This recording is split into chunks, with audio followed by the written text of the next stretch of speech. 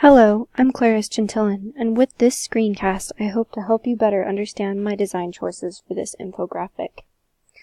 My infographic is to help the reader better understand and visualize the female population of the engineering profession. In order to do this, I used several design principles. The first design choice I made was the color scheme. Color scheme can influence the audience with the associations they have to the colors. As you can see, I chose a gray, blue, and pink color palette. My reasoning behind this is because I wanted to use the feminine and masculine colors of pink and blue to better illustrate the distinction between the subject.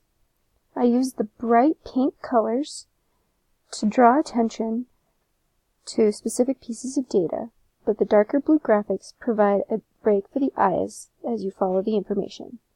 Instead of a white background, I chose a gray one, as it provided a neutral color that was not overwhelming to the viewer. The other design principle I used was that of proximity and alignment. I used proximity by placing a visualization of the data on the left, while explaining them with text on the right. I also organized my infographic to flow in a specific way, separating pieces of information with lines to create a visual hierarchy.